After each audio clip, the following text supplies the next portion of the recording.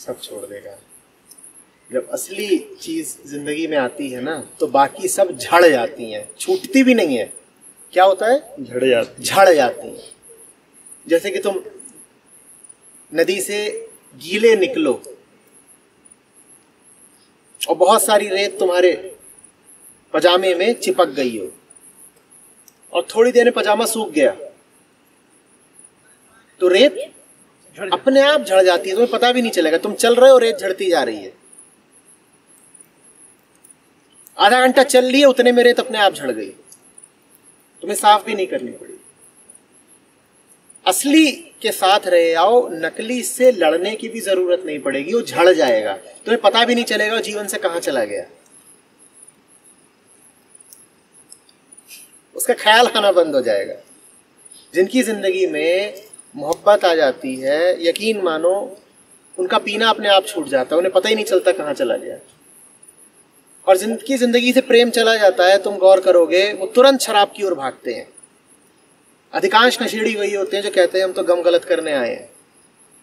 फिर वो शराब पीते हैं और गजल करते हैं, और वो गजलें सारी क्या होती हैं? बेवफा तू ना हाथ आई, यही तो कहते हैं। तो शराब क्या है? प्रेम का भाव है। जो चाहिए था वो मिला नहीं, तो शराब चढ़ा रहे हैं। इनकी भी सिगरेट छूटेगी। कबीर और सिगरेट की कोई संगति नहीं। आज का दिन इसके लिए बड़ा शुभ और पहला दिन हो सकता है। जैसे कोई द्वार खुला हो, उस द्वार से अगर कबीर प्रविष्ट हो गए तो सिगरेट के सारे पैकेट उसी द्वार से बाहर हो जाने हैं। संगत इनकी बैठती ही नहीं। कबीर अंदर घुसे तो हर सिगरेट का बोनफायर हो जाना है।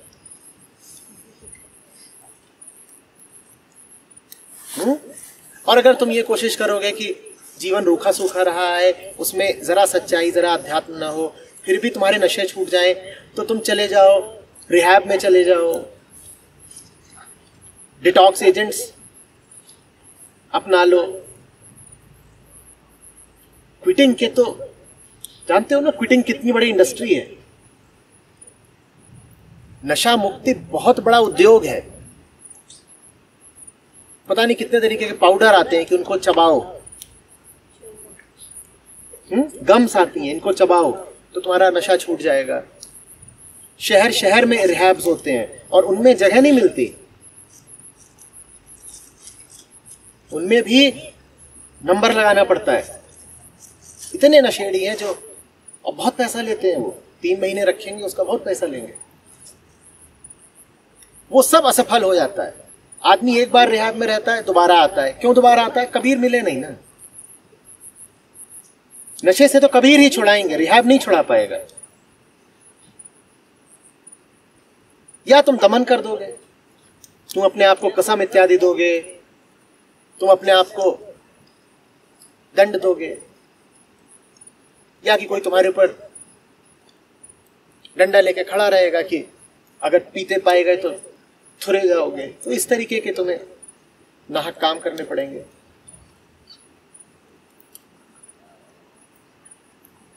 तुम्हारी जीवन में सत्य का शुभागमन हुआ है, इसकी एक ही पहचान होगी। गौर से सुन लो, जीवन से कूड़ा करकट विलीन होने लगेगा, तुम्हारी अनुमति के बिना विलीन होने लगेगा। जैसे कि तुम सुबह उठो और अपने घर को साफ पाओ। रात में कचरा फैला के सोए थे और सुबह उठो तो अपने घर को साफ पाओ। तुमने साफ किया नहीं, साफ करने वाले किसी को तुमने बुलाया नहीं, कुछ रुपया पैसा दिया नहीं, घर अपने आप साफ हो गया। ऐसा होता है।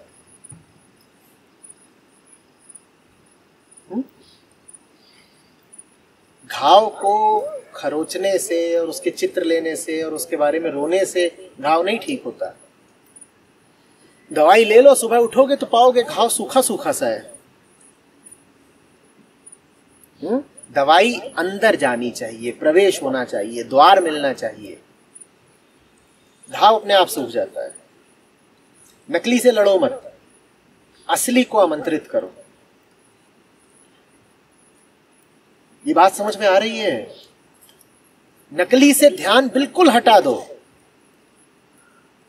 एक बार जान लिया कि कुछ नकली है, जानो जरूर, उस हद तक उस पर ध्यान दो कि वो नकली है, जान लो। और जानने के बाद उसकी बिल्कुल उपेक्षा कर दो, जैसे वो है ही नहीं। उसके बाद तुम मुड़ जाओ। किधर को? असली की ओर। नकली को एक बार नकली जान लिया, अब उसकी अनदेखी करो। जब तक उसे नकली जाना नहीं तब तक उसे गौर से देखो।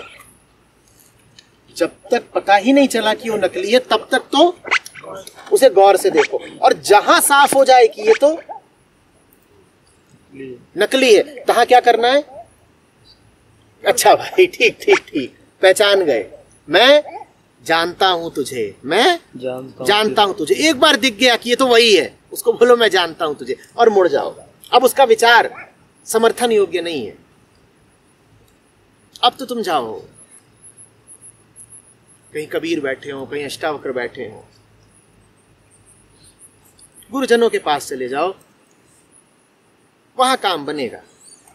अब ये रोने की बात नहीं है कि मैं डरता हूं, कि मैं लघुता में, हीन भावना में जीता हूं, कि मैं अपनी तुलना करता रहता हूं, कि सिगरेट शराब जीवन पे हावी है, कि और 50 जवान आदमी हो, विषय वासना, 70 चीजें।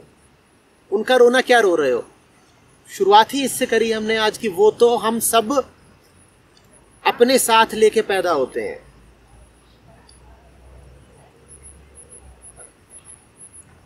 भाई, जीव पैदा हुए हो, इंसान पैदा हुए हो, न देवता हो न ब्रह्मा हो।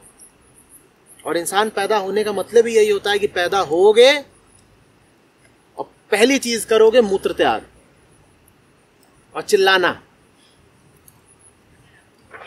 छोटा बच्चा पैदा होता है तो ओम नहीं बोलता, कि बोलता है? और पैदा होता है तो तुरंत आसन मार के नहीं बैठ जाता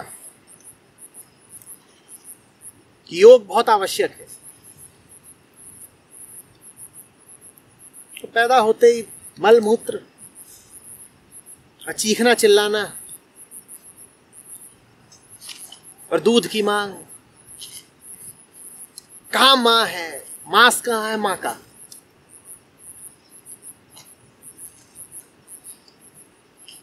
तो ये भूला मत करो कि हम सब क्या पैदा हुए हैं। हम मलमूत्र पैदा हुए हैं। अब वैसे भी देखो ना,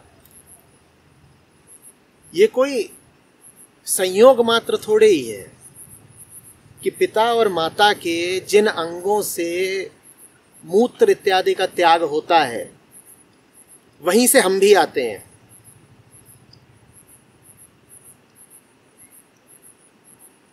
हम कोई बड़ी निर्मल शुद्ध जगहों से तो आए नहीं है।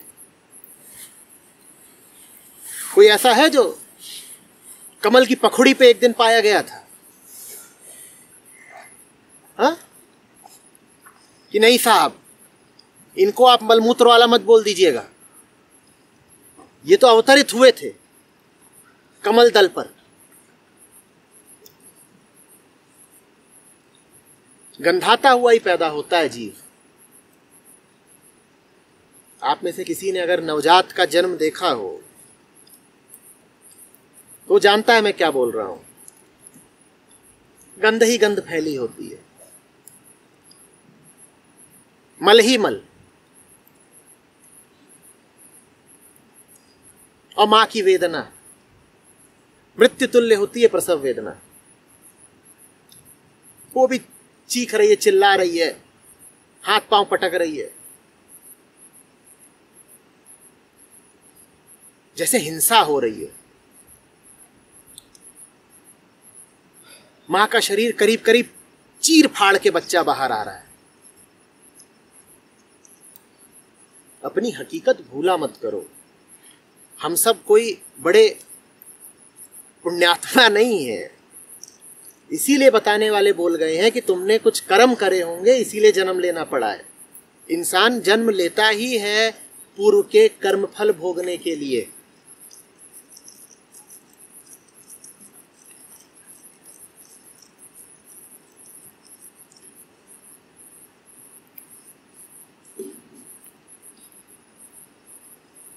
अगर ये समझ जाओ अच्छे से तो फिर ये भी समझ में आ जाएगा कि जन्म का उद्देश्य क्या है। अगर देख लो साफ साफ कि गंदे ही पैदा हुए हो तो फिर समझ जाओगे कि क्यों पैदा हुए हो। क्यों पैदा हुए हो? साफ होने के लिए। फिर जिंदगी इधर उधर नहीं बिताओगे, फिर सिर्फ एक काम करोगे, क्या? सफाई। तुम कहोगे गंदे पैदा हुए थे, गंदे मरना नहीं है। मुट्ठी बांधे आया जगत में, ऐसे नहीं जाना है। बड़े गंदे पैदा हुए थे। प्रार्थना के क्षण में कोई बच्चा पैदा होता है क्या? बाप की वासना, मां की वासना, ये दोनों अंधी वासनाएं जब मिल जाती हैं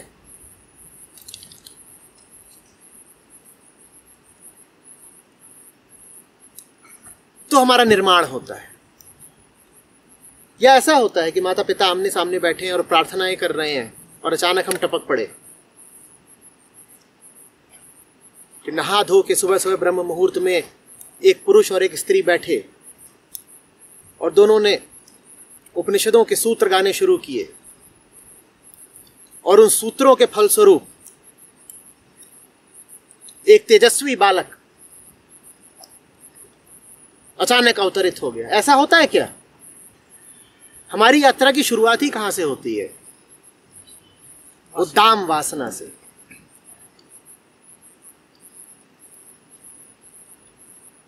दो शरीर लपट झपट रहे हैं, चीर फाड़ मची हुई है, तब हम अंकुरित होते हैं। ये है हम। तो ग्लानि का क्या अनुभव करना अगर पाओ कि नशे की लत होती है, तमाम तरह के दोष हैं जीवन में।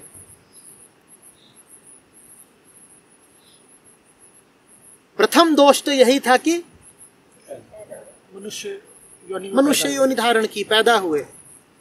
लेकिन उससे छुटकारा संभव है, उससे छुटकारा संभव है। जीवन सही जियो। देने वाले बहुत कुछ दे गए हैं, उसका इस्तेमाल करो और सर झुका के रखो, क्योंकि देने वाले जो दे गए हैं वो तुम्हें फलेगा ही नहीं अगर तुमने उसे विनीत होकर ग्रहण नहीं किया तो।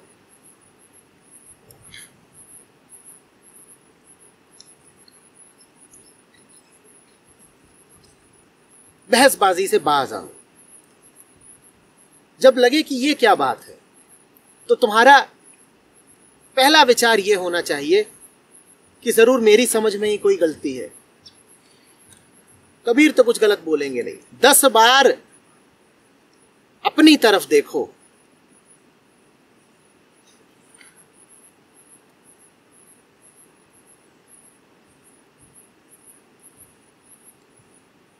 क्योंकि प्रथम दोषी स्वयं हम हैं। किसी दूसरे में दोष मत निकालो, हमारी तो शुरुआत ही दोष से है। और जब अपने दोष दिखाई दे तो बहुत हड़कंप मत मचाओ। अरे ऐसी क्या बड़ी बात पता चल गई भाई, ये तो ऐसी सी बात है कि जैसे कोई कोयले की खदान में घुसा हो और आईने में देखे कि कहीं कहीं काला है तो रोना शुरू कर दे कि अरे मैं तो काला हूं, तुम्हें इस पर ताज्जुब क्यों हो रहा है? ये कोई ताज्जुब की बात है? देखो तो कि तुम घुसे कहां हुए हो, कहां घुसे हो। तो इसमें ताज्जुब क्या है? तुम रो किस बात पे रहे हो? कालिमा तो आनी थी, कालिख तो लगनी थी। कोयले की खदान में जो है उसका मुंह काला नहीं होगा तो क्या लाल होगा? पर हम रोते बहुत है। ये रोना भी बड़ा अहंकार है। ये रो के हम साबित करते हैं कि नहीं साहब, हमें काला होना नहीं चाहिए था, हमारी पात्रता, हमारी हैसियत तो कुछ और है। ये तो हम धोखे से दोषी हो गए, तुम धोखे से नहीं दोषी हो गए, दोषी तुम पैदा हुए। अब निर्दोष होने का अवसर है, इसको चूको मत।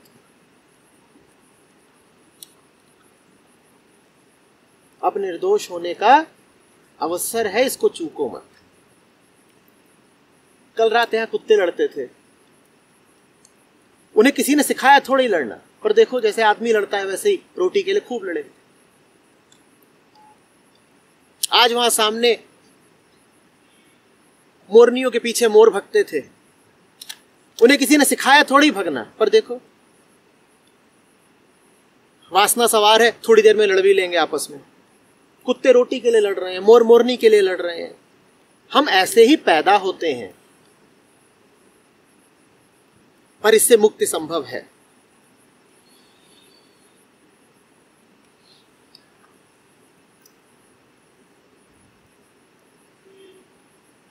अगर तुम चाहो। सारी बात इन्हीं 3 शब्दों पे आकर खत्म हो जाती है, अगर तुम चाहो तो। अगर तुम चाहो।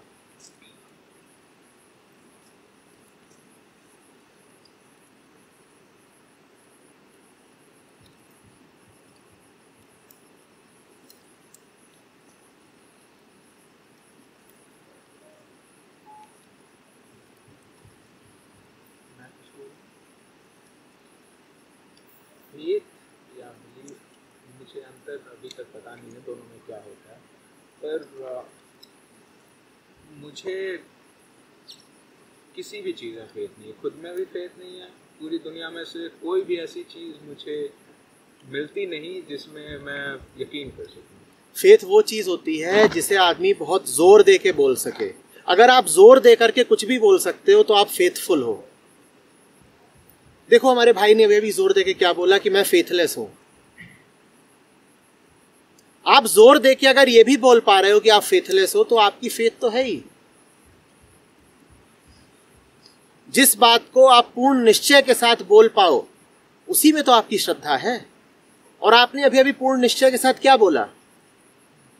क्या बोला? कि अश्रद्धा है। पूर्ण निश्चय के साथ अगर ये भी बोल दोगे कि अश्रद्धा है तो यही श्रद्धा पूर्ण वक्तव्य हो गया। श्रद्धा तो है।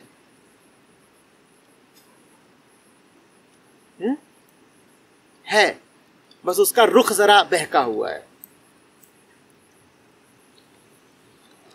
ठीक है, अच्छी बात। गाड़ी गलत पार्कड है, पर गाड़ी है, कर देंगे सही जगह पार्क, अपनी चीज है।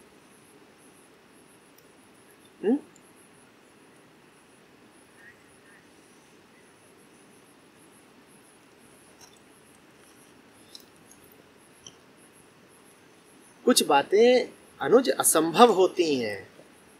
दुनिया में कोई नहीं है जिसमें सच्चाई के लिए आकर्षण न हो। यह हो नहीं सकता।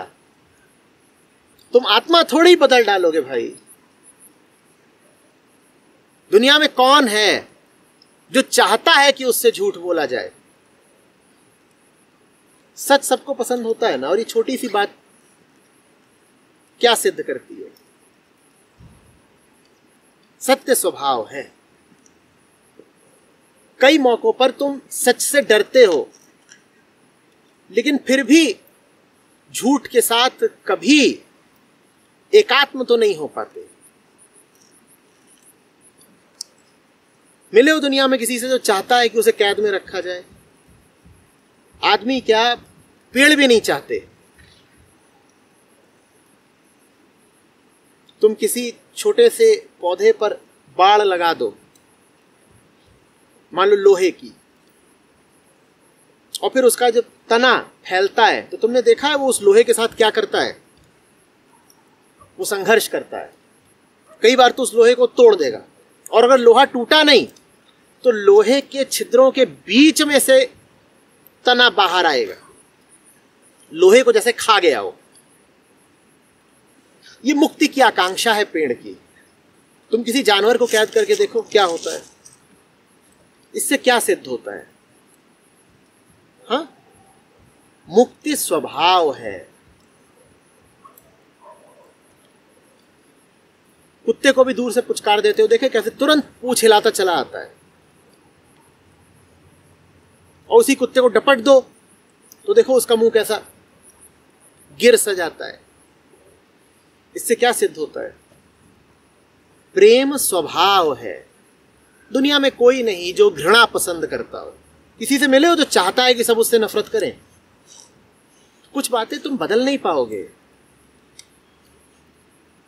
प्रेम, सत्य, मुक्ति, इन्हीं की तरह श्रद्धा भी स्वभाव है। श्रद्धा नहीं होगी तो पगला जाओगे। कुर्सी पे बैठोगे कैसे? आदमी को विश्वास करना होगा, अन्यथा वो बहुत असुरक्षित अनुभव करेगा। तुम कुर्सी पे बैठे हो, तुम्हें लगेगा कहीं धरती ना फट जाए। कुछ बात तो मान के चलते हो ना कि हैं। अब जैसे ये मान के चलते हो ना कि धरती दरकेगी नहीं और तुम रेत में समा नहीं जाओगे, मानते हो ना? ये श्रद्धा नहीं है, पर ये श्रद्धा की तरफ इशारा है कि तुम्हें भी किसी ना किसी चीज पे पूर्ण विश्वास तो है। ना होता तो कुर्सी पे नहीं बैठ पाते। अच्छा, अभी मुझे सुन रहे हो ना? सुन रहे हो तो ये भरोसा है तुम्हें कि तुम जो सुन रहे हो वही मैं कह रहा हूं, अन्यथा सुन कैसे पाते? गौर से देखो तो सही इस सुनने की प्रक्रिया को ही। अगर मुझे सुन पा रहे हो इसका मतलब है कि तुम्हें भरोसा है ना कहीं कि मैं कहूंगा तो तुम सुन लोगे, अन्यथा कैसे सुन पाते? तुम शक में ही डूबे रहते कि पता नहीं है इन्होंने कहा भी कि नहीं कहा, मेरे कान बज रहे हैं, मुझे भ्रम हो रहा है, स्वप्न है। तो तुम्हें विश्वास करना पड़ेगा, नहीं तो जी नहीं पाओगे। विश्वास का विकल्प होता है सतत संशय, और जब संशय में होते हो तो देखा है ना क्या हालत होती है तुम्हारी? क्या हालत होती है शक में? मजा आता है बहुत।